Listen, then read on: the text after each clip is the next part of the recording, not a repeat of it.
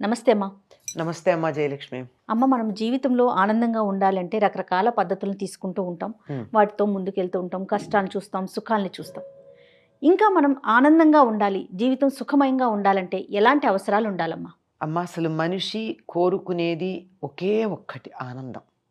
ఏ పని చేసినా చిట్ట చివరికి ఏం కావాలంటే ఆనందంగా ఉండాలి అంటాం. కానీ చాలామందికి సంతోషానికి ఆనందానికి తేడా తెలియదు.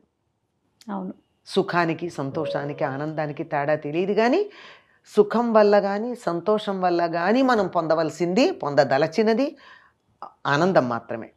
అటువంటి ఆనందం ఉండాలి అంటే ఆనందం ఉండడానికి తగినటువంటి అర్హత మనం సంపాదించుకోవాలిగా. ఖచ్చితంగా. అది లేకపోవడం వల్ల కదా ₹1,00,00,000 లాటరీలో వచ్చాయనగానే టప్పున వెళ్ళిపోతూ ఉంటారు. అంటే ఆనందాన్ని కూడా తట్టుకోగలిగినటువంటి శక్తి శరీరానికి లేదు, పాత్రత, అధికారం. కనుక వీటన్నిటిని సముపార్జించుకున్నప్పుడు మాత్రమే ఆనందాన్ని మనం అనుభవించగలము. ఓకే. ఈ అనుభవించటానికి ఏం కావాలి అంటే మొట్టమొదటి ఇందాక ఉదాహరణ చెప్పాను కదా, ఆనందం వస్తే తట్టుకోగలిగినటువంటి శారీరకమైన దార్ఢ్యం ఉండాలి. అంటే ఆరోగ్యం. మొదటిగా ఆరోగ్యం ఉండాలి. అమ్మో, ఈ వార్త నెమ్మదిగా చెప్పండి, వాళ్ళ గుండె బలహీనంగా ఉందంటూ ఉంటారు శుభవార్త కూడా. అవునవును. అంటే అంతటి ఆనందం తట్టుకోవడానికి గుండె బలంగా లేకపోతే ఉండలేరని మనం వింటున్నాం కదా. అంతే కదా. కనుక శరీరం అన్ని రకాలు, గుండె గురించి ఎక్కువ మాట్లాడతారు కనుక చెప్పా. శరీరం అన్ని రకాలైనటువంటి ఆనందాన్ని తారస్థాయిలో అందుకోవడానికి తగినటువంటి ఆరోగ్యం ఉండాలి శరీరానికి.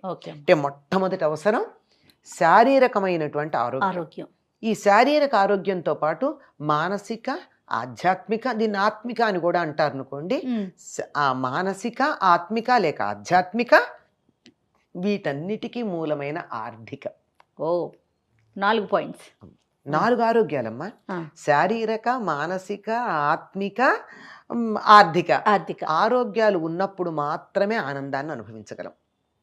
లేకపోయినట్టయితే ఇందాక శారీరక ఆరోగ్యం గురించి చెప్పుకున్నాం. ఇంకా మానసిక ఆరోగ్యం, ఇది కొద్దిగా అపురూపంగానే కనపడుతోంది ఈ మధ్య కాలంలో మనకి. శారీరకంగా చాలా బాగానే ఉంటున్నారు కానీ అందని పండులాగానే ఉందమ్మా. శారీరకంగా బాగానే ఉంటున్నారు, అది కానీ దానికి శారీరకమైనటువంటి బలం ఉంది కానీ మానసిక బలం ఉండట్ల. అవును. చిన్నదానికి తట్టుకోలేకపోతున్నారు. చిన్న ఇబ్బంది కలగంగానే ఎవరైనా నా మాట కాదనంగానే నాకు చెట్టున కోపం వస్తుంది. అందులో చిన్నవాళ్ళైతే కోపం వస్తుంది, అందులో పెద్దవాళ్ళు నా మాట కాదంటే డిప్రెషన్లోకి వెళ్ళిపోవడం. అంతేగాని వాళ్ళు నా మాట కాదన్నారు, ఎందుకు కాదన్నారు, దాని రీజన్స్ గానీ ఏమి, నాలో తప్పుందా వాళ్ళలో తప్పుందా అని ఆలోచించుకోవాలి కదా. 2 రకాలుగానే మనం బాధపడక్కర్లేదని చెప్తారండి పెద్దలు. ఒకవేళ ఆలోచించి నాలో తప్పుంటే సరి చేసుకుంటా, వాడు నాకు గురువు అయ్యాడు లోపం చూపించినందుకు. నాలో తప్పు లేకుండా అన్నాడు అనుకోండి, ఏముంది, వాడు తెలివి తక్కువ, వాడు నేను సరే అనుకుంటాం, సరిపోయింది. ఈ మాత్రం ఆలోచించుకోలేకపోవడం అయినటువంటి వల్ల మనం ఇప్పుడు చూస్తున్న అనేక రకాలైనటువంటి ఇబ్బందులు చూస్తున్నాం సమాజంలో. అయితే ఆత్మహత్యలు, లేకపోతే కౌన్సిలింగ్ సెంటర్లు, లేదంటే తీవ్రవాదులు, చంపేయటం. 3 రకాలు. వాళ్ళే చావడం, చంపడం ఒకటే మార్గం, లేదా కుంగిపోవడం మరో మార్గం అనుకుంటున్నారు తప్ప తన ఈ స్థితి వల్ల, మానసిక స్థితి వల్ల తాను ఏది పొందాలనుకున్నానో అదే పొందలేకపోతున్నాన్న సంగతి మర్చిపోతున్నాడు. ఎట్లా అంటే తాను కూర్చున్న కొమ్మని తానే నరుక్కున్నట్టు అట్లా అవుతోంది. కనుక ఉండవలసింది మానసిక ఆరోగ్యం. ఈ మానసిక ఆరోగ్యాన్ని పెంపొందించుకోవాల్సినటువంటి అవసరం చాలా ఉంది మనుషులందరికీ. రైట్. శారీరకమైంది, మానసికమైంది, ఇంకా ఆధ్యాత్మికం. ఇది ఉన్నప్పుడు మానసికంగా కొద్దిగా అటు ఇటు ఉన్న సర్దుబాటు అవుతుంది. ఎట్లా అంటే భగవంతుణ్ణి నమ్ముతారు చాలామంది. భగవంతుణ్ణి నమ్మని వాళ్ళు కూడా నమ్మేది ఒకటి ఉంది. దేవుణ్ణి నమ్మకపోయిన దేన్ని, తన్ని తాను నమ్ముకుంటారు కదా, ప్రకృతిని, తనని తాను నమ్ముకుంటాడు. తన మీద తను నమ్మకం ఉండాలి. అయితే ఆత్మవిశ్వాసం ఉండాలి, లేకపోతే పరమాత్మ విశ్వాసం ఉండాలి. అంతే. ఈ 2 ఉన్నట్టయితే మనిషి అసలు దేనికి కూడా భయపడవలసిన పని కానీ, దిగులు పడవలసిన పని కానీ, కుంగిపోవలసిన పని కానీ లేదు. కనుక పరమాత్మ విశ్వాసం లేకపోయినా కనీసం ఆత్మవిశ్వాసం ఉండాలి కదా. ఖచ్చితంగా. అందుకని ఆత్మిక అన్నారు. అంటే పరమాత్ముడే సర్వజీవులలోనూ ఆత్మరూపంలో ఉన్నాడు. అది పెద్ద ఆత్మ, ఇది చిన్న ఆత్మ. అది పెద్ద వెలుగు, ఇది చిన్న వెలుగు. ఆ వెలుగు నుంచి వచ్చినటువంటి నిప్పు రవ్వే కదా ఇది. అంచేత ఇది ఆలోచించిన వాళ్ళు అది అర్థం చేసుకుంటారు. నేను ఆ పరమాత్ముడిని నమ్మను, నాకు కనపట్టలేదు అనుకున్నారు అనుకోండి, అంత మాత్రాన వాళ్ళు ఏమీ చెడ్డవాళ్ళు కాదు, ఉన్నత స్థితికి రాని వాళ్ళు కాదు. తన మీద తన నమ్మకం పెట్టుకోమనండి. ఇది బాగా ఉండాలి. ఈ ఆత్మవిశ్వాసం ఎప్పుడైతే ఉందో, తన మీద తనకు నమ్మకం ఎప్పుడైతే ఉందో, తప్పనిసరిగా ఆనందం ఉంటుంది.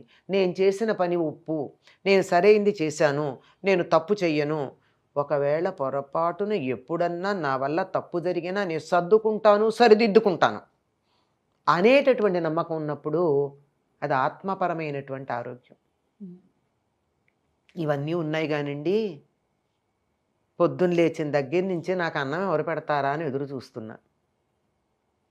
ఆకలి, బాధ. అప్పుడు ఏమిటండి ఇవన్నీ ఉన్న లాభం ఉందా? కనుక ఆర్థికమైనటువంటి ఆరోగ్యం కూడా ఉండాలి. ఆర్థిక ఆరోగ్యం ఉండడం అంటే సంపాదించడం ఒక్కటే కాదండి. ఫైనాన్షియల్ డిసిప్లిన్ అని ఒక మాట ఉంది, మీరు విన్నారో లేదో? అంటే పెద్ద పెద్దగా ఆర్థిక శాస్త్రం గురించి మాట్లాడకపోయినా అదంతా ఆర్థిక శాస్త్రవేత్తలు మాట్లాడతారు.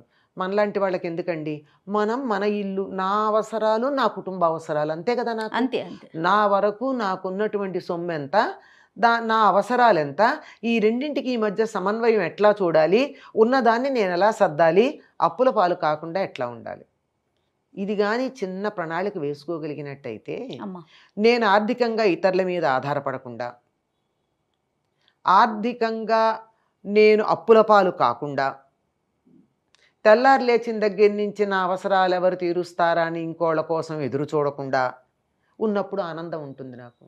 లేదంటే అద్భుతమైనటువంటి ఆనందదాయకమైన శుభవార్త ఉంది, ఏదో పెద్దవాళ్ళకి అమ్మాయి పెళ్లి కుదిరింది, అద్భుతమైనటువంటి సంబంధం, అందగాడు, ఉద్యోగస్తుడు, ధనవంతుడు, మంచివాడు, అన్నీ బాగానే ఉన్నాయి, కానీ పెళ్లి చేసే సామర్థ్యం నా దగ్గర లేదు. ఆనందం ఎక్కడుంది? అప్పు ఎక్కడి నుంచి తెస్తాను, పెళ్ళి ఎట్లా చేస్తాను, ఏ విషయం ఎట్లా చూస్తానని దాని గురించే దిగులుంటుంది కదా. ఆనందానికి చోటు ఎక్కడుంది? అందువల్ల కోరికలకి మనకున్నటువంటి పరిస్థితికి మధ్య సమన్వయం చేసుకుంటూ ఉన్నప్పుడు ఈ రకమైన దిగులు పడకుండా ఆనందంగా ఉండడం జరుగుతుంది. అందుకని ఆర్థికమైనటువంటి ఆరోగ్యం ఉండాలి. ఫైనాన్షియల్ హెల్త్ అంటాం. అవునవును. అది గనక ఉన్నట్టయితే, అంటే ఫైనాన్షియల్ హెల్త్ అంటే కోట్లాస్తుండక్కర్లా, అవును, నా అవసరాలకి నా దగ్గర ఉండే సొమ్ముకి మధ్య సమన్వయం ఉంటే చాలు. అన్ని మనసును ఆ రకంగా పెట్టుకుంటే కనుక ఈ 4 ఉన్నటువంటి చోట ఆనందం ఉంటుంది. ఇంకా గట్టిగా చెప్పాలంటే ఒక మాట ఫైనల్గా చెప్పాల్సింది ఏమిటో తెలిసి 4 ఉన్నా ఆనందించటానికి నేను ఆనందిద్దాము అనే సంకల్పం ఉండాలండి. అవునమ్మా. అది లేకపోవడం వల్ల ఎంతసేపు నాకు అన్నీ ఉన్నాయి కానీ నాకన్నా పక్క వాళ్ళు బాగున్నారు అనేటప్పటికి అయిపోయి మనకి ఎంతున్నా ఉపయోగం లేదు. ఇప్పుడు మీరు అన్నట్లుగా ఈ 4 ఆరోగ్యాలు ఉన్నా కూడా 4 ఆరోగ్యాలు వీటన్నిటికన్నా పైన ఏమిటంటే ఐసింగ్ అండ్ ద కేక్ అనమాట. అదే కదా. అది గనక లేకపోయినట్టయితే ఏమవుతుంది, ఎన్ని ఉండి కూడా నిరంతరం దిగులు పడే వాళ్ళు ఉన్నారు. అవును. ఈ దిగులు ఎందువల్ల వచ్చిందంటే ఈ మానసిక ఆరోగ్యంలో చిన్న తేడా ఉంది. ఈ మానసిక ఆరోగ్యంలో ఉన్న తేడా ఏమిటి? ఇతరులతో తన్ని తాను పోల్చుకోవడం. అది పక్కకు పెట్టి నేను పుత్రోహం అని చెప్తా, అమృతస్య పుత్రాహ, నేను అమృతమయమైనటువంటి వాణ్ణి, నేను ఆ దేవతలకి పుత్రుడైనటువంటి వాణ్ణి, నేను నాకు అసలు ఎటువంటి లోటు లేదు అని మనకు ఉపనిషత్తులు మన గురించి మనం మాట్లాడుకోమని చెప్తున్నాయి. అవును అవును. దాన్ని వదిలేసి ఎంతసేపు నేను అమృతస్య పుత్రాహన కాకుండా నేనేదో అనుకుని తనని తాను తక్కువగా చూసుకుని ఇవన్నీ అవుతున్నాయి. ఇవి లేకుండా గనక ఉన్నట్టయితే ఆ మానసికమైనటువంటి ఆరోగ్యం అన్న దాంట్లో ఉన్న చిన్న తేడా ఏదైతే ఉందో దాన్ని సరి చేసుకుని మిగిలిన 4 గనక ఉన్నట్టయితే ఆనందమే ఆనందం. జీవితం ఆనందం అండి. చిన్నపిల్లల్ని చూడండి ఎంత ఆనందంగా ఉంటారు. మనం అట్లా ఉండాలంటే ఉండాల్సింది అదే. వాళ్ళకి ఏదో ఉన్నది ఇంతో అంత ఆరోగ్యం ఉంది పుట్టినప్పుడే, అంతే. రేపటి గురించిన చింత లేదు, మానసికంగా డిప్రెషన్ అవసరం లేదు, ఆర్థికమైనటువంటి లావాదేవీలు ఇంకా మొదలు కాలేదు, ఇతరులతో పోల్చుకోవడమే లేదు. మరి ఆనందంగా ఉండకుండా ఎట్లా ఉంటారు? ఎందుకుంటారు? తనలో తనున్నాడు, అది ఆత్మపరమైన ఆనందం. అంటే తాను తనలో ఉన్నాడు, ఒక్కడ ఆడుకుంటాడు కదండి, పక్క వాళ్ళ అవసరమా? ఇది ఆత్మానందం అంటే. రైట్. ఇలాంటి ఆనందం ఉండాలి. ఇతరులతో మనకు సంబంధం లేదు. సంబంధం లేదు అంటే సామాజికంగా ఇతర విషయాలకు ఆర్థికంగా కాదు, ఆనందించటంలో. ఆనందించటానికి తనలో తాను ఉండడం అన్నది చాలా అవసరం. చాలా సంతోషం. సంతోషం.